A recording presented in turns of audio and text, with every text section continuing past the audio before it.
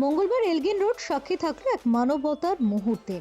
তীব্র শীতে উষ্ণতার ছোঁয়া দিতে বিশেষ উদ্যোগ। প্রায় ৩,০০০-এরও বেশি প্রান্তিক মানুষের হাতে শীত বস্ত্র বিতরণ করা হলো শিখ সম্প্রদায়ের পক্ষ থেকে। মানবতার জন্য বরাবরই শিখ সম্প্রদায় প্রসিদ্ধ।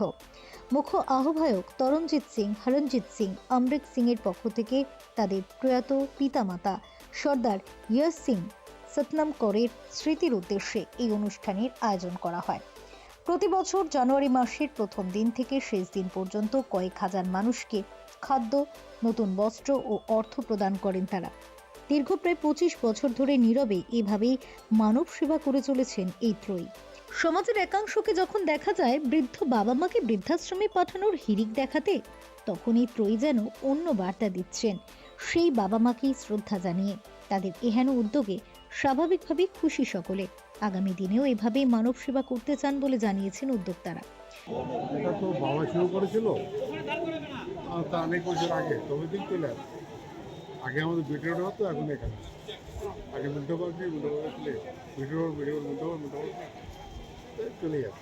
মনে বাবা মাকে ভোলা যায় না, বাবাকে ভোলা যায়নি। বৃদ্ধাশ্রম রাখলে কি ওরা ভুলে যায়? আর্থিক অবস্থা খারাপ, সেজন্য রাখে যে পটে খায় রাখে, তার ইচ্ছা বাবাকে বৃদ্ধাশ্রম করে, কেউ ইচ্ছে কেউ পড়ায়, কোনো মজবুরি থাকতে পারে।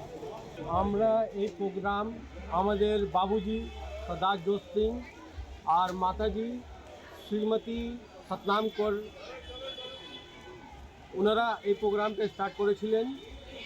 আজকে ওনারা নেই এই পৃথিবীতে, কিন্তু ওই ওনাদের প্রোগ্রামটা আমরা কন্টিনিউ রাখছি। আমাদের মালিক মিস্টার সর্দার তরণজিৎ সিংজি ওই ওনাদের কাজটা নিয়ে করছেন। এই কাজগুলো আমরা জানুয়ারি 2 তারিখ থেকে আরম্ভ করেছি, আর আমরা প্রত্যেক বছর জানুয়ারি থেকে আরম্ভ করি আর জানুয়ারির লাস্টে এই প্রোগ্রামটা শেষ করি। আমাদের এখানে নেই এভরিডে 3000 4000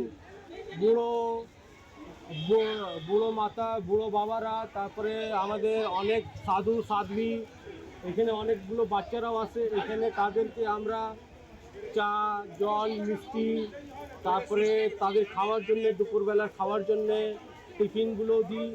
আর আমরা তাদেরকে আমরা এখানে আপনারা দেখতে পারবেন কোনো ব্যানার নেই, কিছু নেই, শুধু আমরা এটা বাবা মা আশীর্বাদ, আমাদের বাবা সর্দার জোশ সিংয়ের উদ্দেশ্যে আমরা এই কাজটা করে যাচ্ছি।